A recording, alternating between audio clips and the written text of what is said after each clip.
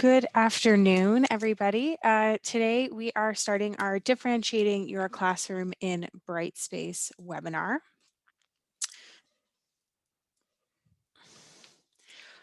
So thank you so much for joining us today. Just a hello from myself at D2L. My name is Kaylin Mapp, and I am a VLE consultant or customer success specialist.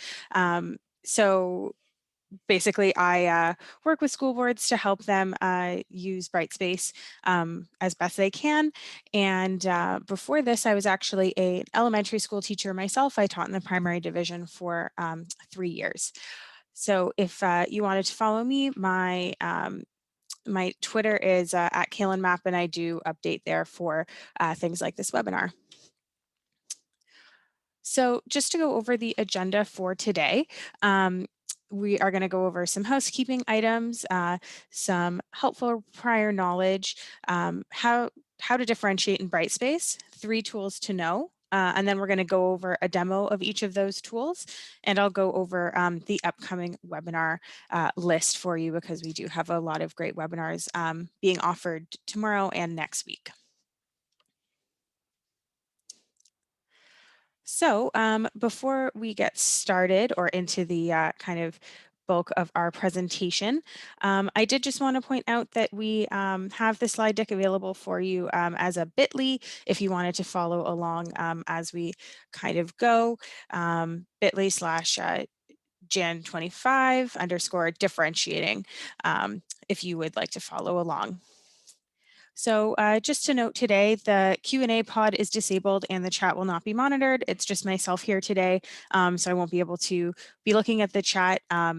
So just know that if you have any questions, there is an email address for you to contact. So it is k12ont@d2l.com. If you have any questions about anything that I go over today or any other questions about Brightspace, that email account is actively monitored. So that would be the best place to reach out to.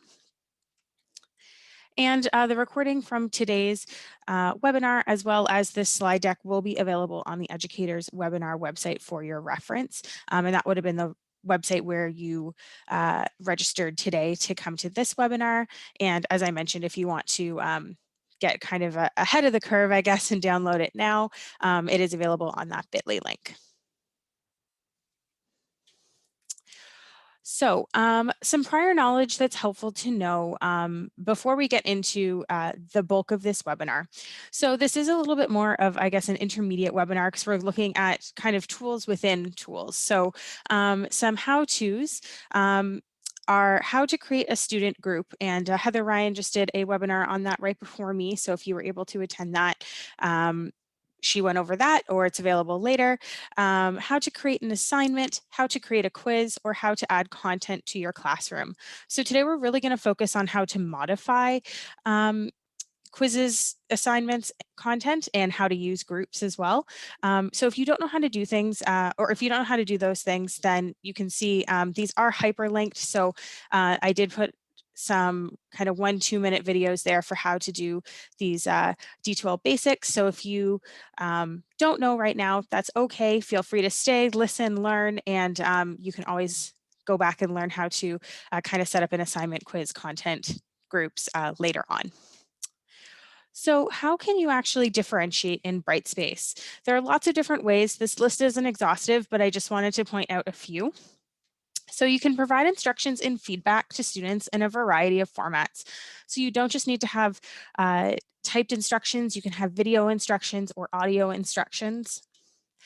You can provide extra time or attempts on assessments, which, as I'm sure you're familiar with, that's a very common thing that's asked or written in an IEP. So it's great that just with a few clicks, you're able to give extra time or attempts to those students that qualify.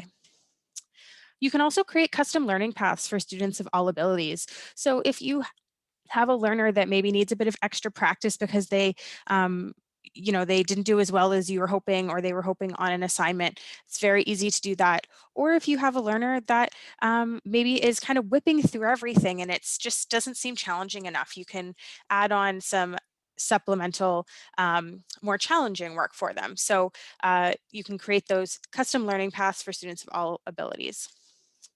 You can also send automated communication to students. So basically email reminders or congratulations to them for certain different things that they're doing well in the course, or maybe reminders if they didn't complete something. So in one place, you can send communication to all your students at the same time. You can also create learning groups of students or by shared interest, topic, or ability for assignments. So once you create those groups, you can use them to hand out, assignments, discussions, quizzes that are targeted to their ability level. And that was the webinar that Heather Ryan just put on right before. There's also you can reinforce student achievements using awards. So it's a great way to keep students motivated and engaged in this online space and show them that you're paying attention to what they're accomplishing, and give that the little extra motivator to your students. And there will be a more in-depth webinar on that coming up next week that I will point out to you at the end of this webinar. So the three main tools that we are going to go over today are special access, release conditions, and intelligent agents. So special access gives you that ability to assign assessment activities to specific students or groups of students, or you can allow extra time or attempts to complete quizzes. So really customized for those different maybe IEP accommodations that you're seeing. And those can be found specifically in quizzes and assignments. Release conditions are what gives you the ability to create that customized learning path. And what they do is they specify criteria to be achieved in order to unlock something. So if you do, if you score low on an assignment, then you can unlock some extra practice work. So you would set some release conditions on that extra practice work to be unlocked if the student needs it. And those can be found in many different spaces in Brightspace. There are some resources at the end of this slide deck available that lists all the different places that you can find those release conditions. And the last thing, the last tool that we're going to talk about today are intelligent agents. So they send those automated emails to help students keep track in your course, keep on track in your course, making sure they're completing their assignments, they're logging in regularly, and you can also provide additional support to them through those intelligent agents, and I will show you how in the demo. And they can be sent based on release conditions or by how often students are entering your course. So today we are going to go through a few different demos. So we are going to look at giving an assignment or a quiz to specific students using special access. We are going to look at providing supplemental work to students using release conditions. And then we're going to look at sending an automated reminder to students using intelligent agents. So I know that list was pretty long, so we are going to dive right into that now. Okay, so this is my Brightspace classroom. It might look a little bit different than yours, but I promise you have access to all the same tools that I do. They might be hidden under the course admin area if they are not on your nav bar.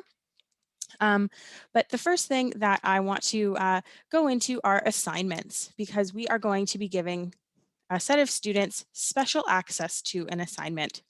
So I'm going to pick reading comprehension assignment, and it's already been created. As I said, this is not so much going to be about how to create an assignment, but how to modify or differentiate it for your different learners. So I'm going to click on that assignment so I can go in and edit it. Now, if this looks a little bit different to you, it might be because we've had this new view on for a while, but some school boards hadn't adopted it yet. So if it looks a little bit different than yours, or if it looks new to you, then that's okay.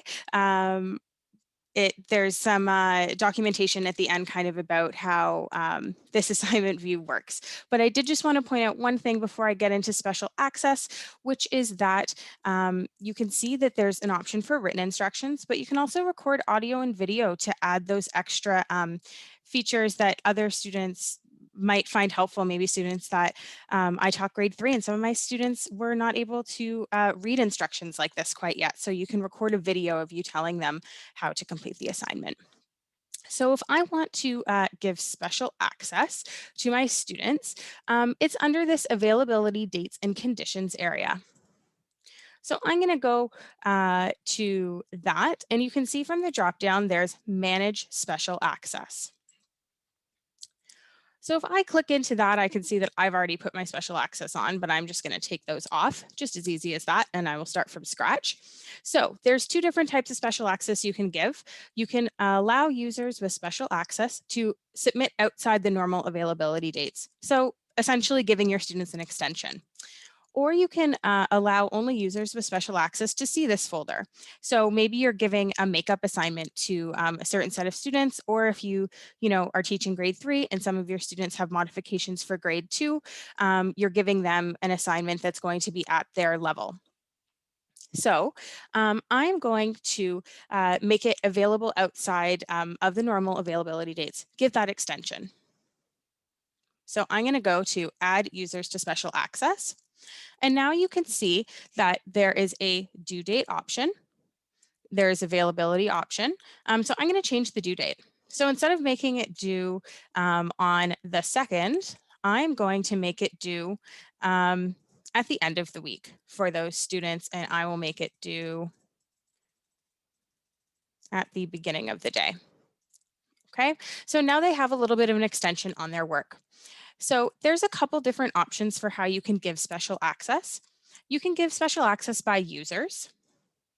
That means that all the users in your class will show up here, and you can just click off the ones that you want to give the special access to.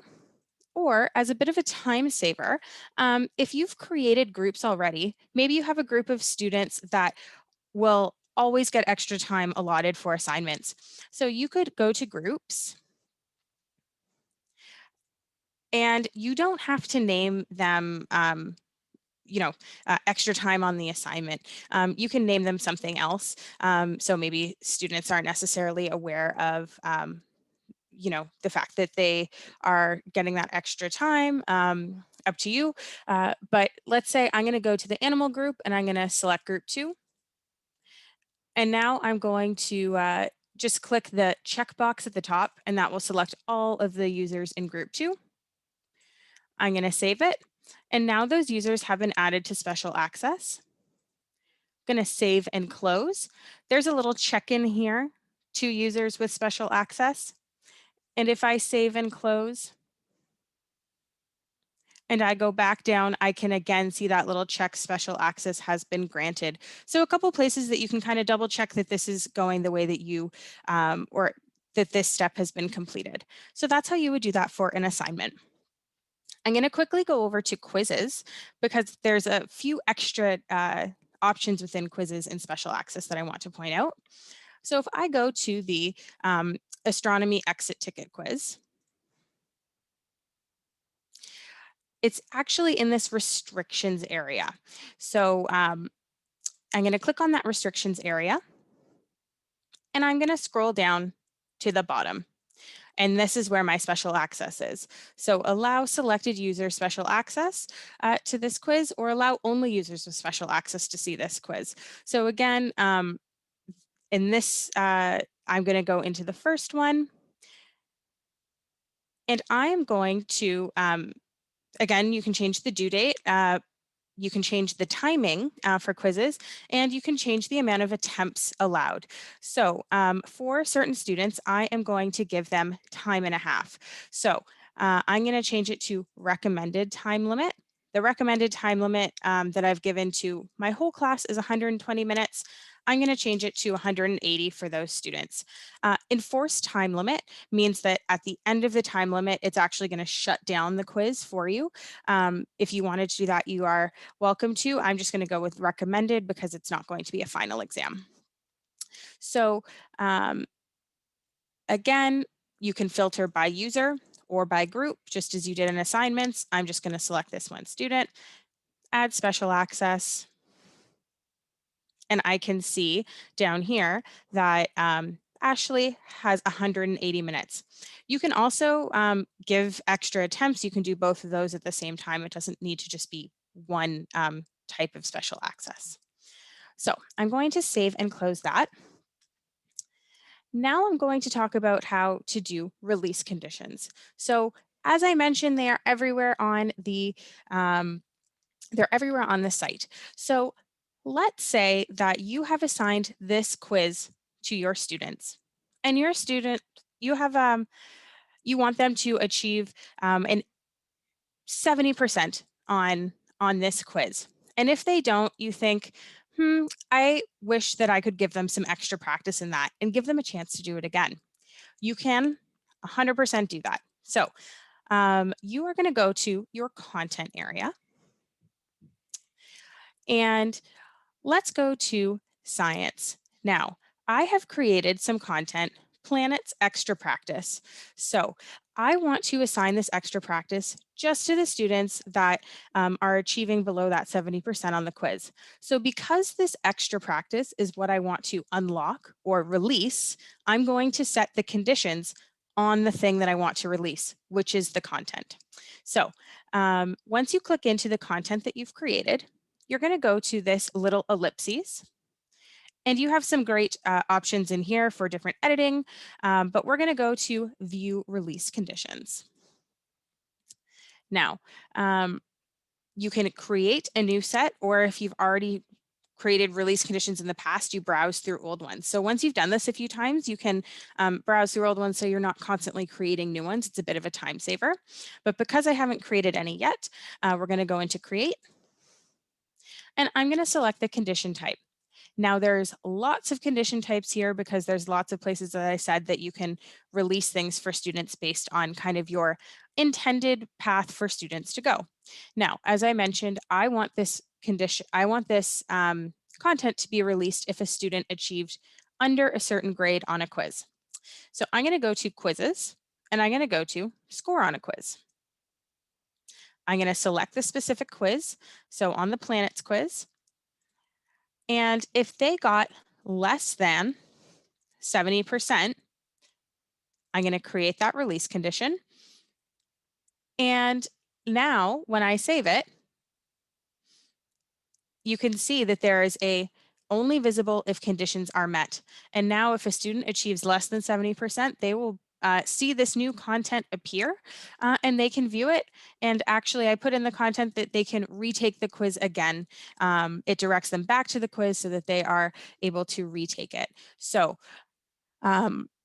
that is how you can use release conditions. There are tons of places, as I mentioned, where those are available to you within Brightspace, and it really does allow for that customized learning path and kind of that intended workflow as students are doing that asynchronous work. You know, you can, for those more impulsive students, let's say, you could make sure even before they take a quiz that they viewed the content. So you would put a release condition on a quiz that they have to view this piece of content before they take it.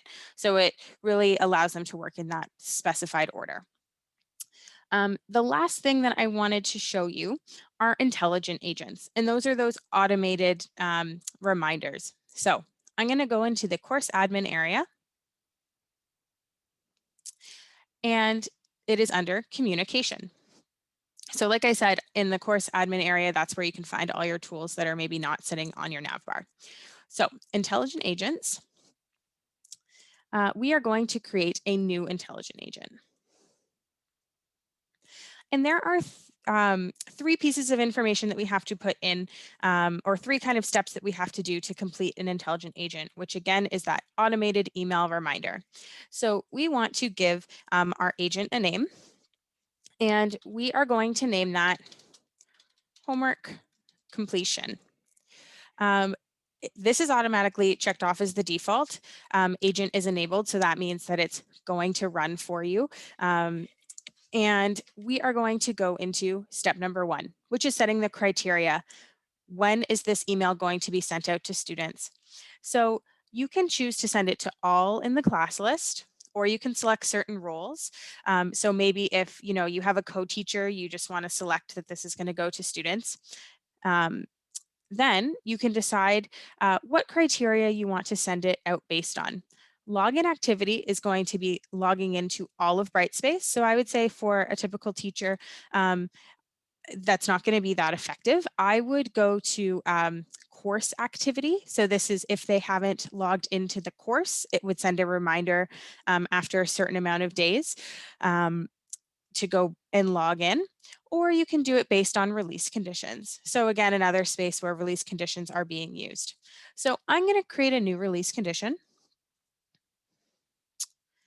that a student has to have completed a checklist. And I've created checklists in my course every week to keep students kind of on track for their weekly homework. So if they have completed their week 4 checklist, that means they've done all their homework. They are going to be sent an email. So that will be what initiates the email. So it will be sent to all students that have completed checklist 4. Now, you can take the action only the first time the agent's criteria is satisfied or every time. So because this is a once a week checklist, we're just going to make it the first time because they likely will only do it the one time. Now we're going to go down to send email. So you're going to send that email when the criteria are satisfied. Now, you do not need to type out all of your students' email addresses here. You are going to take a look at the special email addresses that I can use. And these are called replace strings. So what it does is within the curly brackets, you can see initiating user. And if I take this replace string, copy it, and put it in 2, it's going to send an email automatically to any initiating user, so any student that has completed this checklist. You can also make the subject, and this is where I mentioned you can use those replace strings again. And this is how to make that automated email that you're just going to make once, but it's going to go to any student, a little bit more personalized. So even though it's easy for you, it looks a bit more personal to them. So I'm going to scroll down and put initiating user first name. Copy that and close. So I'm going to say initiating user first name, way to go. So if I was to get this email, my first name is Kaylin, so it would say Kaylin, way to go. Now I'm going to type a message. Hi, and I will put that initiating user first name in again. So hi, Kaylin would be what I would see. Congratulations on finishing all your homework this week. So proud of you. Now, if you wanted to provide maybe a bit of extra work here, if you just wanted to put like a fun YouTube video, you can do any of those things with the HTML editor. So you can insert a quick link maybe to other work if you wanted. Nope. Sorry. So you're able to do to give that extra kind of exciting feedback, I guess, or you could put like a picture of like a meme or something celebrating. I know that's kind of the thing nowadays. So this is just a way to kind of motivate your student and make them feel a little bit more seen in a course on a more personal level. So if you would like to do scheduling, you can. You don't have to because you've already set it as the release condition. But if you wanted to do a schedule where it's going to scan every week and repeat on Monday, you can do that. This step 3 is optional. So I'm going to save and close. And now I can see my intelligent agent is here. And there's an option for a practice run, and that can just make sure that it is running correctly before the email actually gets sent out to students. So that is the end of our demos. I know that was a ton of information for you. So today we did go over quite a few things. We went over giving an assignment or a quiz to specific students using special access. We went over providing supplemental work to students using release conditions, and we went over sending an automated reminder email to students using intelligent agents. So before I let you go, I did want to just point out that there are lots of upcoming webinars, both tomorrow as well as next week. And sorry, I got my date wrong on that one. So the one on awards and gamification, which I think is a really great motivation strategy for students, especially those that maybe have exceptionalities or need a little bit of extra motivation to get going. That is tomorrow. There's also a couple next week, and we have office hours this Thursday and next Thursday for an hour from 4 to 5. And all of that can be registered for at the website that you registered for this webinar. As I mentioned, I know that this was a ton of information that I went over. The slide deck and the recording will be available on the educator site, but I did just want to point out to you some of the additional resources with some screenshots. So kind of more in depth, what is special access? Why would you want to give that to your students? And then how to give that extended due date and assignments, which is what we went over today, but also how to give that to only certain users. So just by selecting that different option. How to increase the time limit in your quizzes, or how to give more attempts. And then really going over in depth what release conditions are. I know it took me personally a while to kind of wrap my head around what release conditions are when I started with D2L. But then once I got it, I wanted to use them literally everywhere because I just think that they are such a great, powerful tool. So it really does allow you that option to create a path for your different students and based on their needs, because every student has different needs, whether we're in the classroom or we're virtual. So this does go over, as well as I mentioned, the different types of, or the different places that you can find release conditions within Brightspace or the VLE, and some additional documentation on release conditions.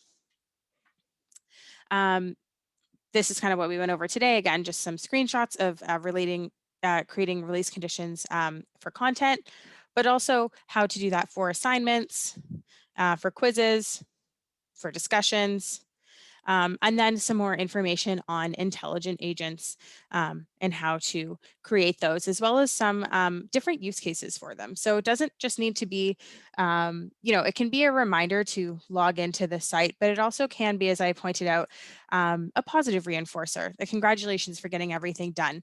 It's a way for students to feel seen while saving you time and not needing to, type out a individual message to every student in your class. And then just kind of going over how to create an intelligent agent. So there are some additional resources for you as well at the end, and some information about the different tools. So that's all available for you on the educator website, or if you followed that bit.ly. And I just wanted to say thank you so much from myself at D2L. I really appreciate you coming during a very busy time and working on your professional learning. And hopefully we see you at another webinar coming up soon. Thank you so much. Bye.